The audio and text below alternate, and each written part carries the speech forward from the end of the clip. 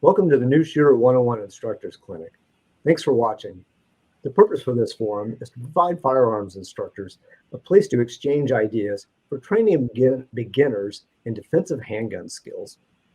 Today's topic is using plastic plates as a tool to enhance the live fire training experience. Go!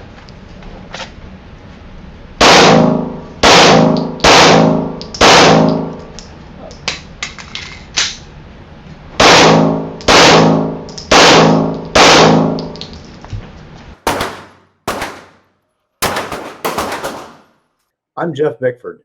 Today I'm joined with Doreen Sarles and Gary Larkin. We're firearms instructors with ADTA. That's the Armed Defense Training Association, a nonprofit located near Seattle, Washington, now in our 11th year of operation. You can learn more about us at the end of the video. What you just saw is a clip that we're going to present and provide commentary on what the trainees learned and what we can use and take away from it as instructors. All right, so in this video, we're going to see how some reactive targets were used to enhance the shooter's experience. Doreen, since you were the instructor in this one, and this was kind of your idea, why don't you walk us through what you were looking to do here? Well, I became familiarized with these targets from running competitions, some indoor matches. We've used these there. I purchased a set kind of for the home range to play at home and practice, and I thought it would be a good tool to bring to a live fire event to make it more interesting for the participants. Kind of shake it up a little bit, add a little movement to their drills, mix it in with some other skills, and have them kind of enjoy the experience. It's a lot of fun knocking down targets. If anyone has knocked down hit steel targets before, it's a lot of fun. It's very satisfying to hear the pang of hitting steel. This is the closest you can get indoors, and I think it's a lot of fun for the students to basically kind of round up things.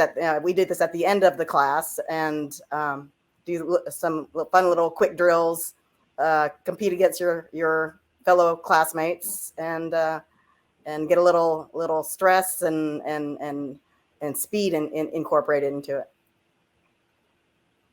These targets, they are made of a lightweight polymer. They're pass-through targets, so the projectile actually passes all the way through, and the force of the projectile knocks over the target. It works with multiple calibers from 22 onto rifle calibers. The only thing you can't use with it is hollow points, because it'll punch a hole into it like a hole punch. So you got to stay away from hollow points.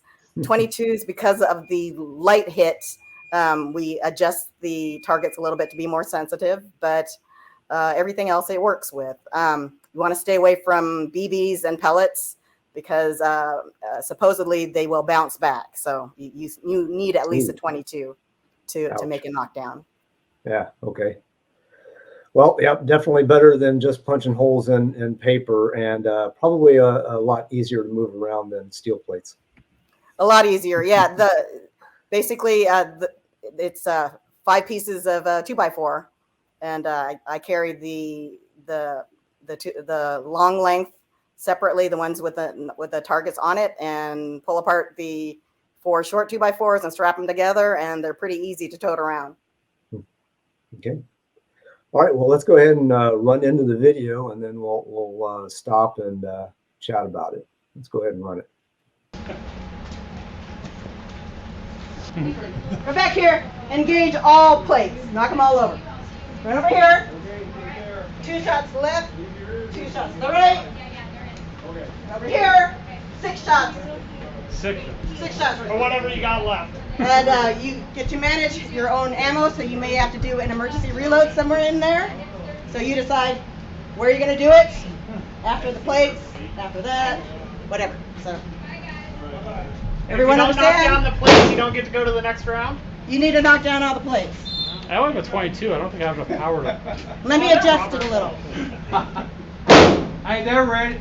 They'll go. They'll go. All right. They'll go. They should be feather lights. I want mine just to like barely miss it and blow it over. Right, yeah. Pretty much. I shot these with 22. They'll go. They'll go. Who's up first? Somebody volunteer. I'll go. Are we shooting these? Yeah, you want it? guns? Yep. Yep. Yep. Okay. On the go command. Shooter ready? Okay, so that was the setup there up until the first shooter went. The one thing I would comment on here is, as instructors, try to keep your drill commands concise. You certainly don't want to overload them, especially if it's a newer shooter that might not be as familiar with all the range commands. You start overloading them, and some things could get lost in the process. Certainly takes away from the event. Doreen, do you want to add anything to that? No, good point. We had kind of tossed together this drill at the last minute. I was kind of adding things along the way, unfortunately. I've learned from that. Subsequent drills have been have gone a lot better than this. Well, that works too. Be adaptive. Gary? Yeah, I mean, a minor thing. Again, this is as instructors, we understand courses of fire, and it would probably be obvious to more experienced shooters. But for a new person who might get confused and they're already stressed, it's a good practice to have any targets you're not actively using as a part of a course of fire, like the target that's perpendicular to the other targets, just behind the person that's going to start the course of fire. That target probably should be moved back, and just have any targets that aren't a part of the drill to be behind the initial firing line or the initial starting point. There's a target to the right as well. You can see, if you follow the orange line to the right, you see the leg sticking out a little bit. You'll see it in the video. There's a target there too. It just helps make sure that the shooter doesn't think it's something that they're supposed to shoot at. That is an excellent point, and we actually did have something like that happen at an event many years ago, where a target downrange, it was near the backstop, but it was a no shoot target, and the shooter pointed his gun at the wall. So that is an excellent point. When you're instructors, when you're setting up a drill like that, absolutely any targets that are not going to be shot at, don't have them nearby. Have them facing away. All right, let's go ahead and run into the next segment. Go.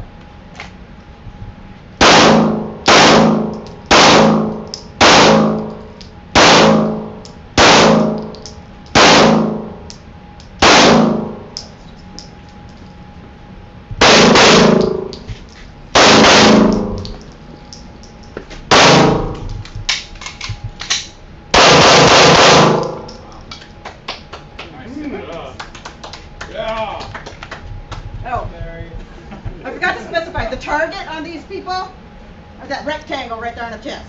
Oh, well, see, nobody told me. I thought you assumed. May I please pick up? Range is clear. I'm going to reset real quick. Okay, so that was a pretty smooth execution. It's funny how nobody ever wants to be the first guy to get up and try one of these. So getting back to the point on instruction, Doreen, do you want to add anything? Yeah. I should have been more precise in my instructions from the very beginning. I added things on as we went. Basically, that the particular targets that were up there had several rectangles on them, I guess. But it wasn't really clear where I wanted them to shoot. It was just center mass or a very tight target. So I added that in afterwards. I wasn't completely clear at the very beginning as far as which targets they should be shooting at. I mean, it was kind of, I can kind of assume that they understood which targets to shoot from the left side and not go crossways or diagonal and shoot the opposite target. But that could have been laid out a lot more clearer for them. Other than that, they executed it pretty well. That was one of the first shooters up. So the subsequent shooters after that, everything went pretty smoothly. Gary, any words of wisdom? Yeah, I mean, what Doreen said was great. And I would add too is not only tell them what targets to hit, but also I would stress, when they're in a certain position, do not hit a certain target diagonally. To actually stress, do not do that, and why that you'd be hitting the side of the wall if you did. Oh, sure. So yeah, because you can see in the view right here where Barry was standing over to the far right. If he was shooting at the target on the left, cone of fire is basically into the wall, not the backstop. Yeah, we could have definitely done a better job of clearing the course of all the extra stuff. There were a lot of kind of miscellaneous targets kind of laid out in the room that we could have put away, stashed a little better. Yeah. Okay, all good points for consideration. Let's go ahead and roll the next one.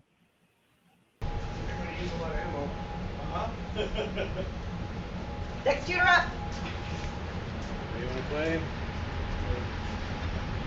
I'm waiting to see you use your 22 before I do mine. I don't want to embarrass myself. Okay. I have a timer. As long as I hit it, right? Kind of. Yeah. Yeah, That's okay. That's okay. Where are we This going? is running through. Shooter ready? We only got about 10 minutes left. Go.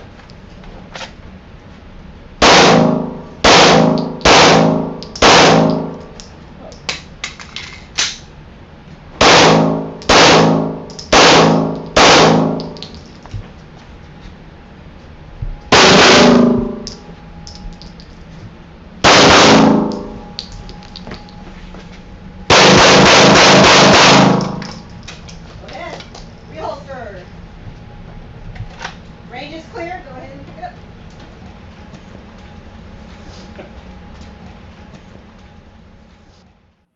Okay, so that second shooter was a really good, showed really good execution of how you can use the plastic plates here, the reactive targets, to make the course of fire a little more interesting. Definitely, Gary, I'll let you go ahead and jump in with any final thoughts you have. Sure. Yeah, I think as instructors, we want to help create more realistic situations than just target practice in a lane in a booth, and having these flip down targets, it makes the shooter see if they knocked it down or not. If they haven't, they have to go back to it. They're having to adjust on the fly, how they're shooting. So that's just a factor that helps make it more realistic than just doing 10 shots down range at a piece of paper, and then you go down range and see how you did. You're actually having to change your behavior in the middle of the course of the event. So that's always good for trying to represent a more realistic situation. Hmm. Doreen?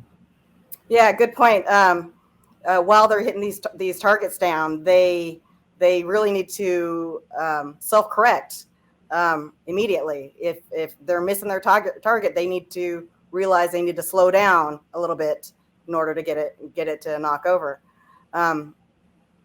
One thing about these targets, they can be configured a few different ways. I ran a drill with another instructor. It was kind of a race.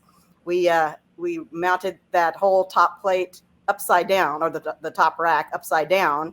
So instead of knocking over, they just swung when we hit them. So each of us would start on opposite ends and shooting targets across, away from us. So basically, whoever got to the other end and knocked all targets down first one.